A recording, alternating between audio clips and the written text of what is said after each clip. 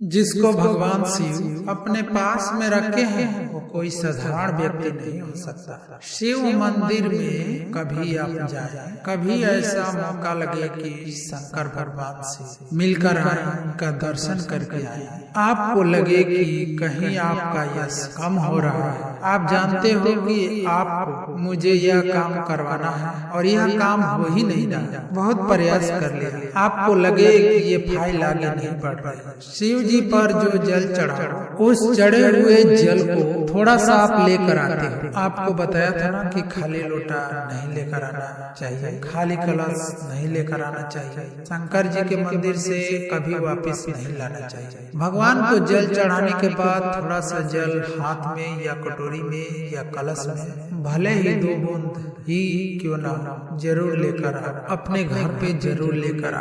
उस 2 बूंद जल का भी त्रिशूल की 3 अंगुलियों को टच करके मात्र उस कलश के अंदर लगा दिया। जल भी आपने घर पे छोड़ दिया या फिर उसका आचमन मात्र घर पे कर दिया, तो व्यक्ति का यश बढ़ना अपने आप ही प्रारंभ हो जाता है। उसकी यश में प्राप्ति होने लगती है, दूर दूर तक यश फैलने लगता है, उसको यश की वृद्धि होने लगती है, उसको यश की प्राप्ति होने लगती है। त्रिशूल का दान, त्रिशूल का स्पर्श एक बहुत अच्छी बात कहना चाहेंगे, आपके स्मरण में रहना चाहिए। बहुत सुंदर शब्द है। कभी अगर मौका लगे और शंकर भगवान को बहुत सुंदर श्रृंगार हो गया। शिव जी पर माला भी बहुत अच्छी चढ़ी है, बेलपत्र भी अच्छी चढ़ी है, धतूरा भी अच्छा चढ़ा हुआ है, फूल भी अच्छे चढ़े हुए हैं और आपने देख लिया शिव जी का बहुत अच्छा श्रृंगार हो गया है। यदि तुम्हें कभी मौका लग जाए और तुम्हारे पास में एक सुंदर सी माला हो,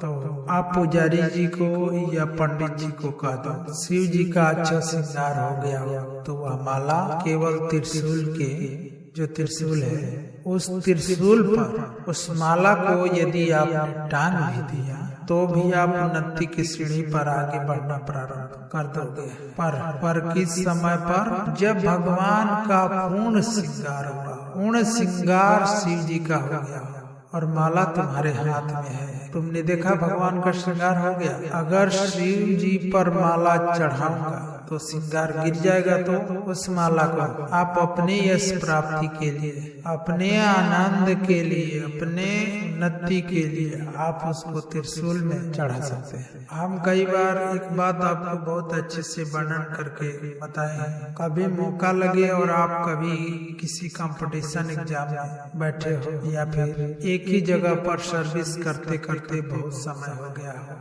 वहाँ पर उन्नति नहीं हो रही है, प्रमोशन नहीं हो रहा है, तब 7 बेलपत्र केवल त्रिशूल का, जो त्रिशूल में 3 नोक होती है, साइड के 2 को टच करके फिर बीच वाले को टच करके अपने हृदय की कामना करके अशोक सुंदरी वाली जगह पर मात्र चढ़ा देने पर व्यक्ति जिस जगह पर नौकरी कर रहा हो उससे उसका प्रमोशन का चांस बढ़ जाता है और उसकी उन्नति की ओर अग्रगण्य हो जाता है। त्रिशूल भगवान देव आदि देव आनंद करने वाले महादेव के जो हाथ में आया है, वो त्रिशूल कोई साधारण नहीं, वह स्वयं सूर्य नारायण की कला को काट कर बनाया गया है, भास्कर देव की कला को काट कर बनाया गया है। एक कलश जल,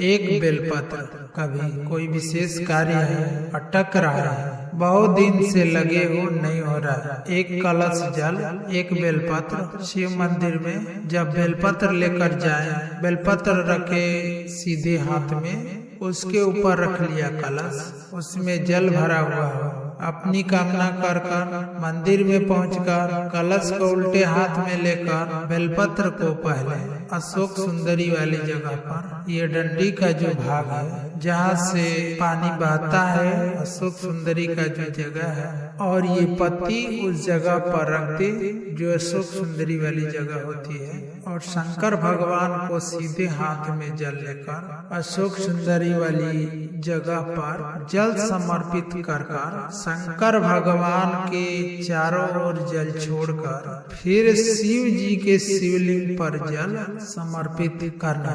लगभग 2 या 3 सोमवार लगातार प्रतिदिन 1 बेलपत्र समर्पित करें। अगर आपने लगातार 2 सोमवार या 3 सोमवार कर लिया जो अटका हुआ कार्य है ना, मेरा देवादिदेव उसमें सफलता प्रदान कर देंगे, है विश्वास। अशोक सुंदरी की जगह जितना पिता अपने बेटे के भी नहीं सुनता, उतनी अपनी बेटी की सुनता।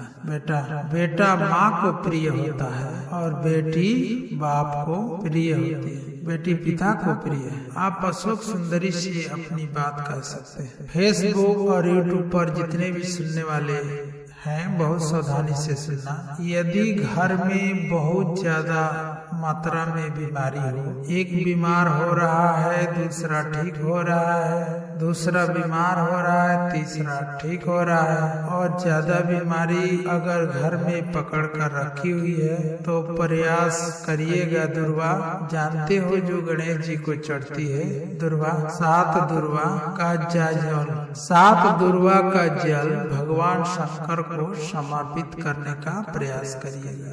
जब दुर्वा का जल हम भगवान शंकर को समर्पित करते हैं, पर उसका एक नियम है। दुर्वा का जल के घर में अगर घर में बीमारी ज्यादा है तो जो जल दुर्वा का लेकर जाते हैं, वो कलश में जो पानी लेकर जाते हैं, उस पानी को ले जाने से दुर्वा को उसमें पहले स्पर्श कराया जाता है और फिर शिव जी को चढ़ाकर दुर्वा हटा ली जाती है। दुर्वा शंकर भगवान पर नहीं चढ़ाना चाहिए, केवल जल समर्पित करना